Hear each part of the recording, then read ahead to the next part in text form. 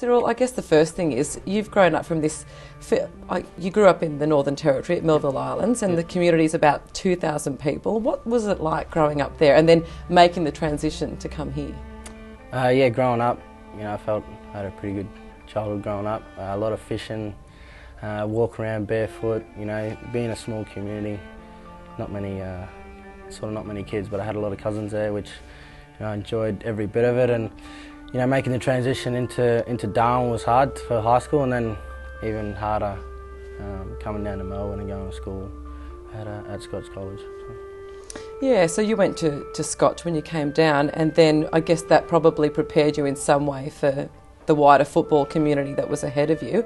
Was that a good preparation?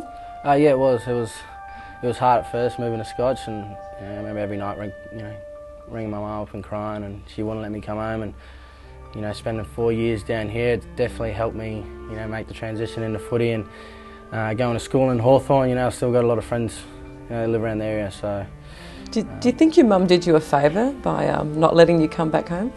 Yeah, I think you look back at it now, it definitely was, something, good that she did for me, and I'm really thankful, that she wouldn't let me go back. So, you've obviously you've got a great playing tradition in your family. Has it felt like there's been pressure for you to perform at a kind of elite level?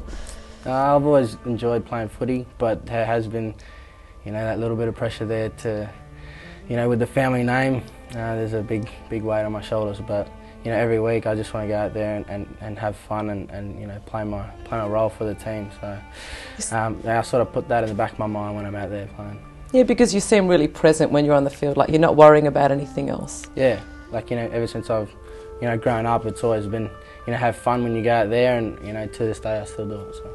And was that advice that your dad gave you? Yeah, it's like when I go out fishing, you're out in the boat, you're out in the sea, you clear your head. When I'm out in the footy field, it's similar to that. Just out there, have some fun. On the weekends, like everyone does. Go out there and play footy. So that's what I try and do.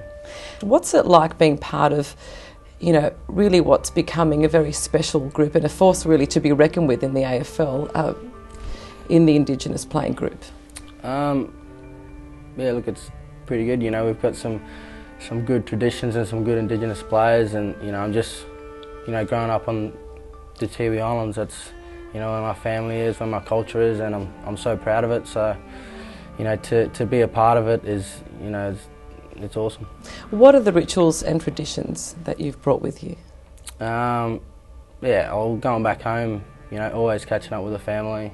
Getting back home, it's always, whenever I go back home, it's either on the holidays or, for funerals, and getting back to the Tiwi Islands, we do dances and we get painted up. So, going back home is always good, but sometimes it's sad times. So.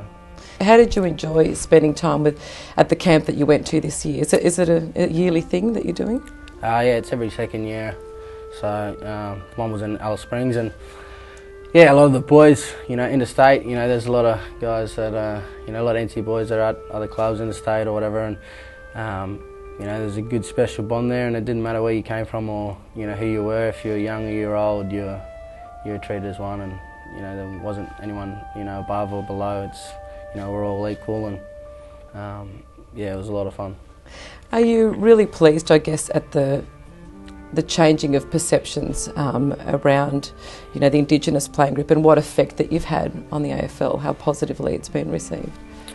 Yeah, there's been sort of ups and downs this last few years, but there are some, one that sticks out to mind is Adam Goods, and he's taken his footy to a whole nother level, and he's a dual Brownlow medalist and premiership player, so he's someone that a lot of guys would look up to. Family's a really important part of your life. How many of them came to your first game, and what did that mean to you?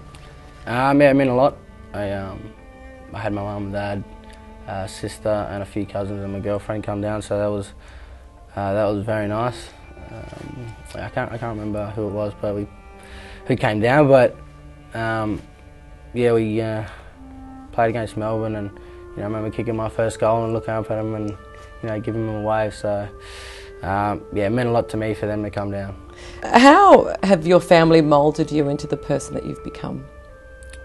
Yeah, they've been a big part of my life, and especially my dad and my mum, who've really grown me up and taught me a lot. But yeah, it's always good, like I said, getting back home, having that family, having that nice family bond, and every time I go back home, we're always getting together, and I miss them a lot being down here. Still miss them quite a bit. Yeah.